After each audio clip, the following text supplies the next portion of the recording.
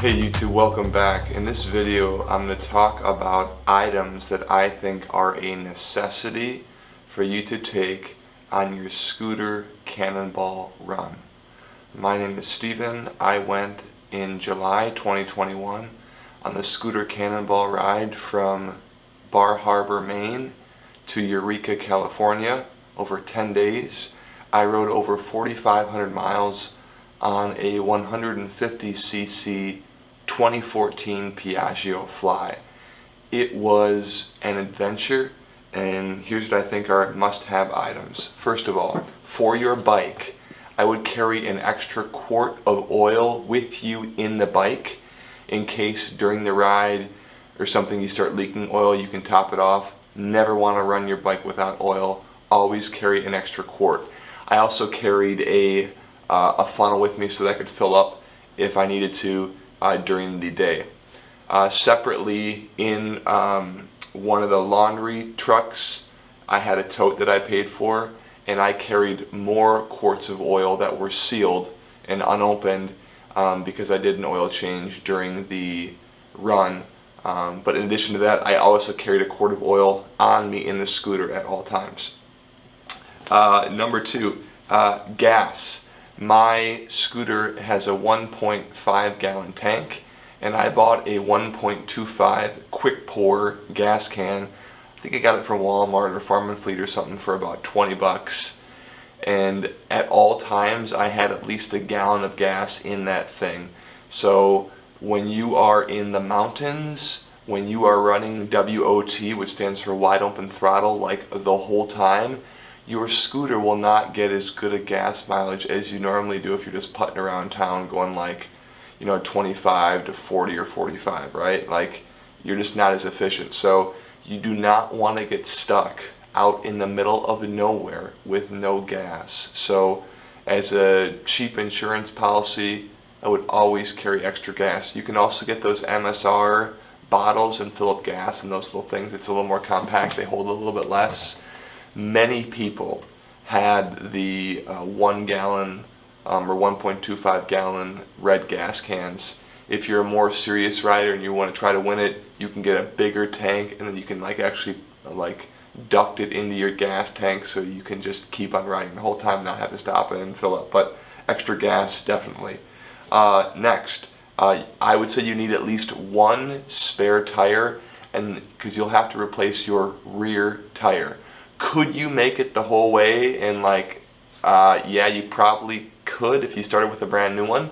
But I know I replaced both my rear and my front tire about halfway through the run. Front one really didn't need it, but rear one was getting close.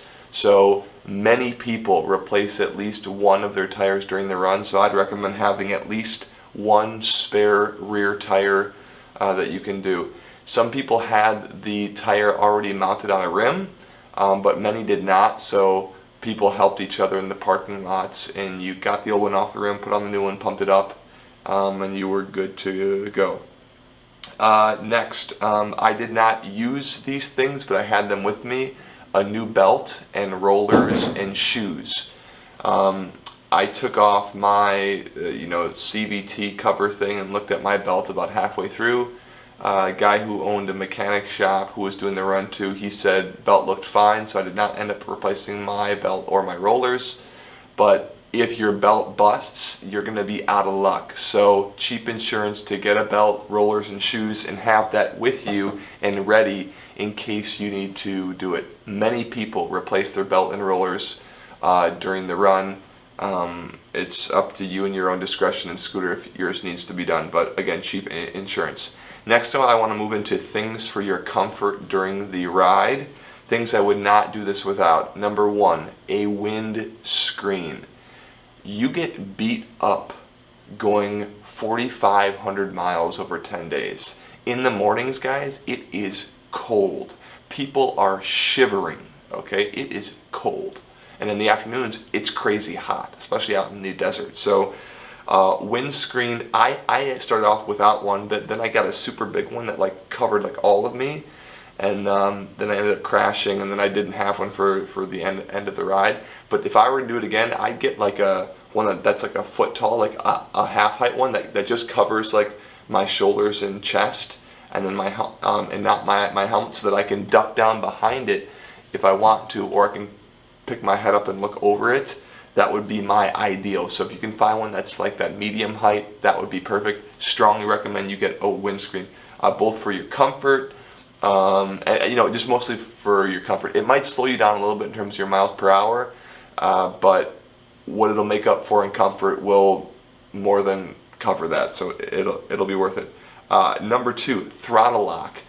Your hand for 45 miles, if you're clamped down and cranked back like this gets sore and old and boring and like not good. So I bought a throttle lock on Amazon for like $10. It's basically just a glorified clamp. Strongly recommend that you get one of those. Next, during the day, you need to have sunglasses. Okay, if your helmet does not have a visor that has that's like shaded, you need to have sunglasses. Also, during the day, my sunglasses would start to pinch back behind my head here because I'd have them on for like hours and hours, and it would get uncomfortable. So maybe have a second pair or something different, or maybe have like a dark visor that you could put on your helmet so that you can take your sunglasses off, but that got uncomfortable. So there are times when it would be really sunny when I take my sunglasses off and just squint and ride like this because my sunglasses were bothering me because they were pinching. Next, sunblock. Yes, if you're going to be totally covered, then you might not need the sunblock. Also, I wore a neck gaiter. It's like a tube sock with the end of the foot cut off, and I put it over so it covered my neck, but get the sun off your neck and stuff so you don't get old and wrinkly. Next, you ride rain or shine, guys, so you need rain gear. This is not only to protect you from the rain, but also to protect you from the wind. Like I said, in the morning when it's freezing cold, if you go out there and you're not wearing protective gearing or anything, like I was, and I put on my rain gear to prevent the wind from just going straight through my clothes and totally freezing me out. So you need to have rain gear for when it rains and when it doesn't, to keep you warm. Next, I'd strongly recommend that you get a motorcycle suit or a scooter suit or something to protect you if and when you fall. I'd recommend getting a full suit, the pants and the coat and gloves. I consider that a must-have if I did this again.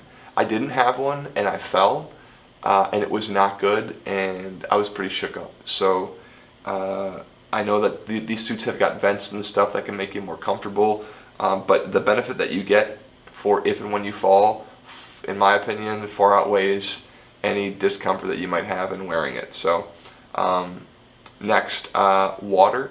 You're going to be riding in places where you're out in the middle of nowhere, where you could break down, where it's hot and dry, and it could be dangerous, and there could be no one else around. So staying hydrated, very important. If you're clear, you're clear. If you ain't clear, you ain't clear. Get it? So you need to have water. Next, earplugs. I bought like a 40 pack of these like pink foam ones for like smaller ears that I would wear, and I'd stick them in my ears and they'd expand and all that stuff. And for the first couple of days, everything was fine. But after a while, my ears got really irritated and sensitive with those insert plugs. So I had to go to Walmart and I got these little it's like these little wax plugs. It's like a ball of wax you mold up and you just push it in, and it kind of clogs up the outside of your ear. Those were much more comfortable, and I wore those for the last like 4 or 5 days of the ride because the other ones were just bothering my ears so much. So I recommend that you have both types and you can switch back and forth, because when you wear one thing for a long time, it might get uncomfortable. Or you could go the custom earplug route, but that might be more expensive. Those ones I got from Walmart, those wax ones, were like $5 or $6, and the other ones, the foam ones, again, $5 or $6. So for $10, you can be covered both ways. Lastly, I'd have some sort of riding glove or mitten or something. When you're in this position the whole time, sun's going to burn the top of your hands, and in the morning your hands are going to get cold. So a riding glove, in my opinion, would be very important. So that concludes my list of things that I think that you need to have when doing the scooter Cannonball. Hope that's helpful to you guys. I'll be putting out some more videos about my experiences, the highs and the lows of doing the run and things that I learned. So hope that's helpful, and see you guys soon.